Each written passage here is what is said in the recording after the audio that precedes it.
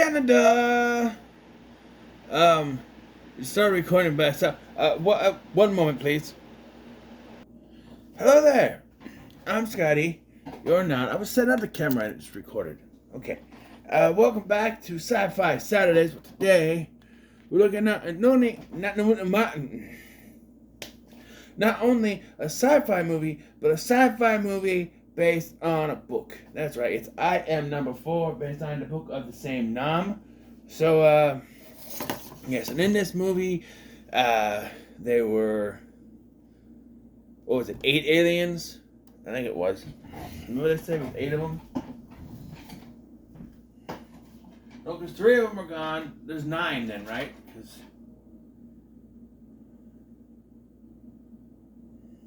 of course it doesn't say in the back of the damn case. There's 9, right? There was 8, because they're saying 1, 2, and 3 are dead. And then they say that they need to find the other 6? There's 6 more? Maybe there's 6 more total. So if that's the case, that'd be 9, right? Well, they were exiled to Earth and hidden from this alien called the Mogodogalans. I don't know. And now the Mogodogalans are chasing down the 9 of them. 1, 2, and 3 are not dead. And now they're after number 4, which is Alex Pettyford's character. And then it turns into a young adult novel, or a teen novel of, going to high school and stuff. That sort of situation. Yes, they don't fit, but it's based off a young adult novel, so you're going to have that in the film. It doesn't work nearly as well as something like Percy Jackson or even Twilight to have a school in there. Even the school parts of Percy Jackson are very limited. It's very much like the horcrux of the entire film really is there. He's going to school and he's fitting in. And no, it doesn't really make sense that an alien on the run would go to school. Even his protector, played by Timothy Olyphant, is like, no, you need to do that. You gotta blend in. We gotta hide. You gotta hide. They'll find you quicker. And he's like, well, you gotta go to school and blend in. And first day he meets a bully, which by the way is played by Jake Abel. Speaking of Percy Jackson, he's Luke in Percy Jackson movies. And also he is on Supernatural as well. I don't remember the character's name. Gabriel. No, not Gabriel. I can't remember. Michael was the alien that takes him over, Angel, that takes him over on that show. And his name is Adam Milligan. That's right, Adam Milligan on Supernatural. But here, it's very much like a young adult novel where he meets a girl that he likes, but the bully used to go out with her, so he's pissed because she's mine, no one could touch her.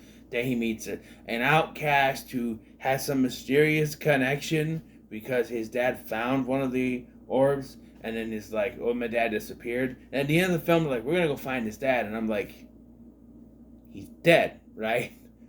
Like they say, oh, he must have found one of these stones, and then they took him. I'm like, would they take him? They killed everyone else. Except for Mark.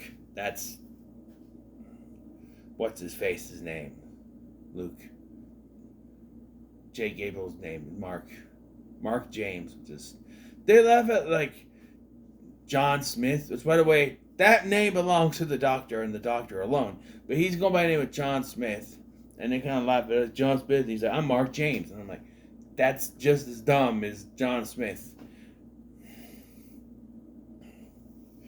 And so, the covers, the case, the posters, the back of the case, would have you believe that the lovely, what the hell's her name? Why is it, I can think of the thing before I start recording, as soon as I start recording, it's like, The lovely, lovely, lovely, lovely. Where are you?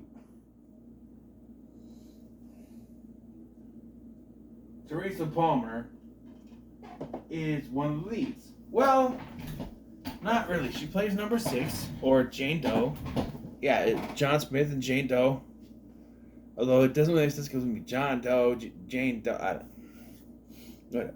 She's barely in this. Like, there's a scene towards the beginning of the film where she's going over where they used to live, and then towards the end of the film,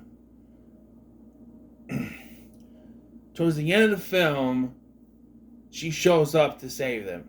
Other than that, she barely does anything. I think her part of the book is in the second book, which we're going to discuss why this never got a sequel because I'm very confused myself. But anyway, so yeah, and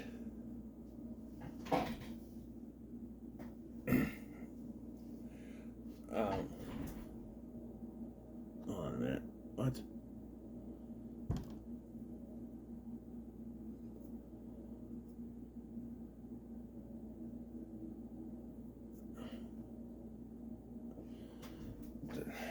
Whatever.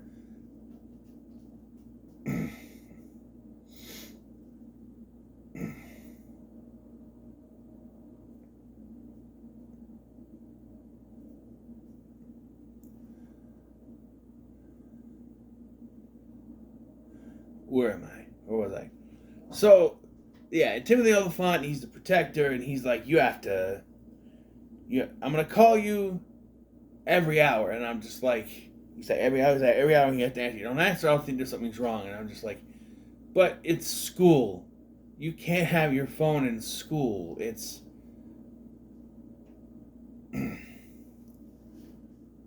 I don't know. It's it's school. You can't have your phone in school. I don't know.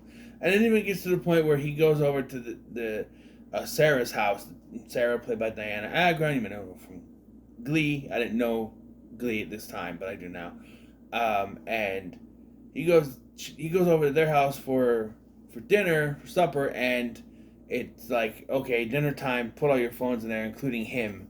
So it's like, oh no, is he gonna be able to do it? But yeah, of course. Yeah. And he has this dog named Bernie that follows him around.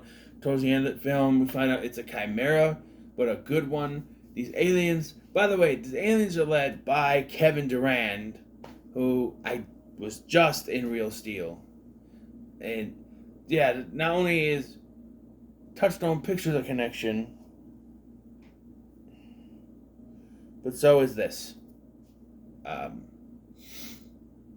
So is that. So, yeah.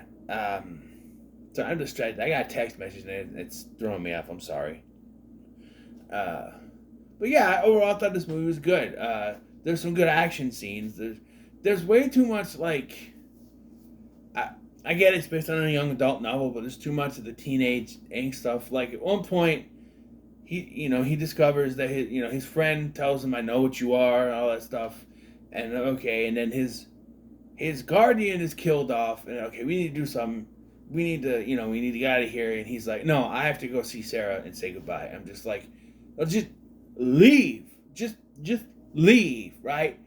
Like, I understand he wants to say goodbye, but all this does is to set up the climax. Because he goes there, apparently, there's a lie going around that they killed some conspiracy theorists that they went to earlier on in the film. So now the cops are after them. So now there's a cop chase, and he uses his powers. So now Sarah knows about them, and then they end up hiding at the school. And okay, now they're safe. But no, they get to Mark and his dad, and Mark tells them they're at the school, only for Mark to then, when they get there, yell, "Run! Run!" And I'm like, well, if you're just gonna do that, why did you tell them where they were? Or thought that they were at the school. They didn't even know. But anyway, yeah. Then this is where number 6 shows up and the Chimera and all that, and they take down the Mugaduggins or whatever they're called. And then all of a sudden, Bully Boy is just like, they're cool, right? After being the whole film just bullying each other. Yeah, the climax takes place in the school, which is also kind of to me, but it's fine. It's a nitpicks really because I enjoyed the movie overall. And then it leaves off with a cliffhanger with number 4 and number 6, John and Jane, whatever, and Sam, the friend, with the Chimera going off, to find the other numbers that are still alive. By the way, they bring up that if all the numbers are together, they'll be able to take on the Muggadogians. So why didn't they keep them together if that's the case? It's confusing. But they leave, and they leave Sarah behind. I get it. She has a family, and Sam doesn't. But still, I don't know. And like they kiss, and this reaffirms that Mark, I'm gonna call him Luke so bad. Mark has moved on because it's okay, and so yeah. But then they leave, and what's gonna happen with them? He says that well, I'll see you again, but we never got a sequel. And let's talk about that, by the way, because this movie did very good. It was a box office hit. They got a lot of money, and yet no sequel has ever happened. Because you think of all the other, uh, you know, Harry Potter came out, and all of a sudden they wanted it was Harry Potter and the Lord of the Rings, and they wanted to turn out these, movies based on books. I think it was really Twilight that solidified that these things were around. They did Divergent, they did these, Aragon, uh, and Artemis Fowl. This is a couple years ago. They were doing all these, and then they stopped. But like Divergent was supposed to have a fourth film, and there's only three because the third one didn't do very well, so they didn't continue. But in my opinion, if you're doing a book series, you have to finish. Like, what if they did Harry Potter and they stopped at Half Blood Prince? Like, nah, we're not doing it anymore. That's fine. We're done. No, you gotta keep going. In fact, it was such a moneymaker that they did two more films. Two more films. Sorry. And this one made money, right? Divergent didn't. So the fourth one did not come out. And so why wasn't there another one? Aragon didn't make any money. That one didn't have anything. That Alex Rider movie didn't make any money, so it didn't have a sequel. There was that, what was it? A Vampire's Assistant or something like that didn't do very well, so it didn't have a sequel. Why didn't this get a sequel? It did very well. Well, apparently, about 10 years later or so, Alex Pettyfer was asked about the sequel because DJ Caruso directed this, also did Disturbia and another movie that I can't remember. But so apparently there was ideas for a sequel, but according to Alex Pettyfer, it was the DreamWorks funds and everything kind of just went tits up, and it kind of dried up, and so they didn't have any funding to do it, so they just never did a sequel, which is a shame because this is pretty good. I would recommend. It is a good film. I think it deserves a sequel. I always wondered why there wasn't one, and now I know. So yeah. So thank you for watching. What are your thoughts on I Am Number 4? Let me comment so much, like, share, and subscribe. Thank you for watching. I'm Scotty, and I'll see you in the next one.